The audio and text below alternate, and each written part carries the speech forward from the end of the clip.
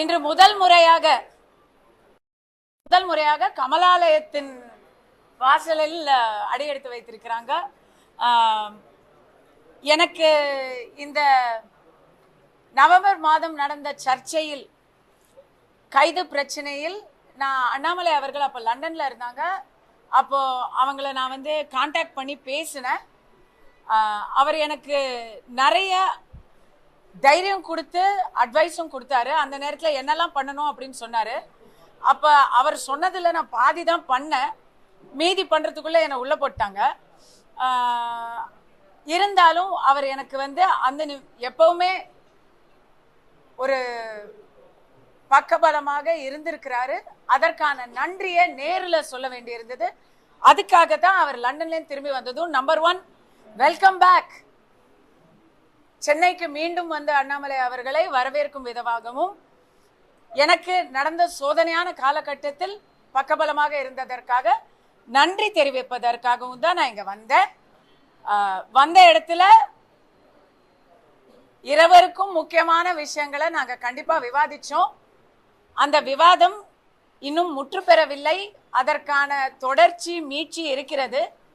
முழுசா விவாதிச்சு முடிச்சதுக்கு அப்புறம் கண்டிப்பா உங்களுக்கு நீங்க எதிர்பார்க்கிற அளவுக்கு செய்திகளை தர. இப்போ அப்படி கொடுக்கறதுக்கு எந்த செய்தியும் இல்லை. ஓகேங்களா? இல்ல அதான் நான் இப்ப சொன்னதை நீங்க கேட்கலன்னு நினைக்கிறேன். நீங்க எதிர்பாருங்க, நீங்க எதை வேணா எதிர்பார்க்கலாம். நான் வந்து எதை சொல்றேனோ அதை தான் சொல்ல போறேன். சரிங்களா? என்ன எந்த சரி.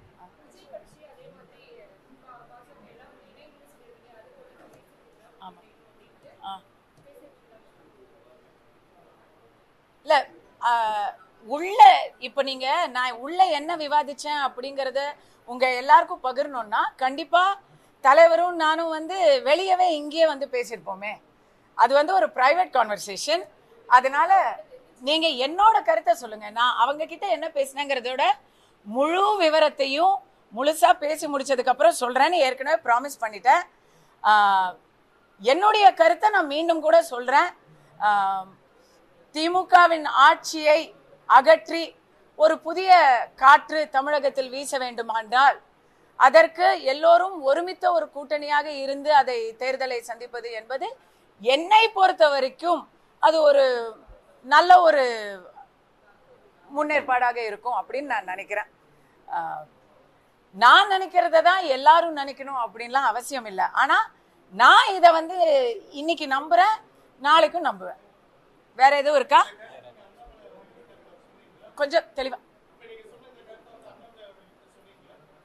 இல்ல. இன்னைக்கு நாங்க வந்து கடந்த ஒரு மாதமாக என்னுடைய நான் சந்தித்து கொண்டிருக்கும் வேறுபாடுகள், என் வாழ்க்கை ரொம்ப மாறி போச்சு இந்த ஒரு மாசமா. அந்த மாற்றங்களை பத்தி தான் நாங்க வந்து இன்னைக்கு பேசணும். கொஞ்சம் அரசியலும் பேசியிருக்கோம். மொத்த அரசியலும் பேசி முடிச்சுட்டு தான் அவங்க கிட்ட சொல்ல போறோம். சரிங்களா? இன்னும் ஒரு முக்கியமான விஷயம், இதை நீங்க யாரும் கேட்கலனாலும் நான் வந்து இதை சொல்றேன். நீங்க கேள்வி அப்புறம் வேணா கேட்டு எடிட் பண்ணிக்கோங்க.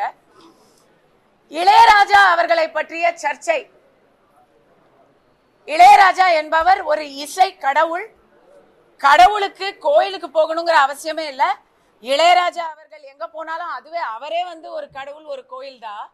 ஆனா அவர் என்னவோ உள்ள விடல, கோயிலுக்குள்ள விடல அப்படிங்கிற மாதிரி ஒரு சர்ச்சை வந்திருக்கிறத வந்து வன்மையாக கண்டிக்கிறேன். இப்படிப்பட்ட பிரச்சாரங்களை வச்சு எத்தனை நாளுக்கு தான் ஏமாற்றுவார் இந்த நாட்டிலே?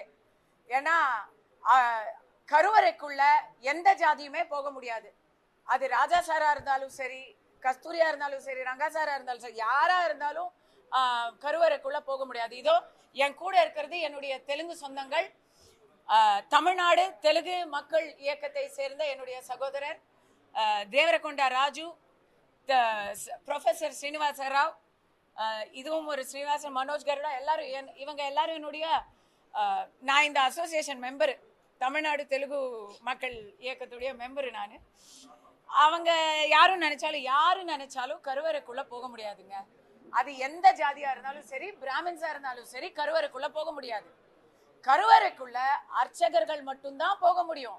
தமிழ்நாட்டை பொறுத்த வரைக்கும் அனைத்து ஜாதியினரும் அர்ச்சகர் ஆகலாம். அப்போ அர்ச்சகர்கள் எந்த ஜாதியா இருந்தாலும் போக முடியும்.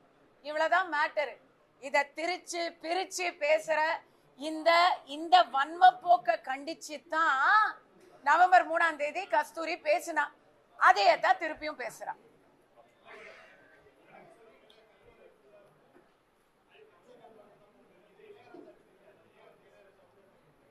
அவருக்கு இல்லங்க, அவர் போக முயற்சியே பண்ணல. இதோ இங்க நில்லுங்க அப்படின்னு சொன்னாங்க, அவர் நின்றாரு, அவ்வளவுதான்.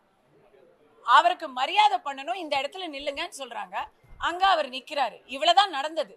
அத இங்க நில்லுங்கன்னு சொல்லிட்டாங்க அப்படின்னு சொன்னதுதான் பிரச்சனையே.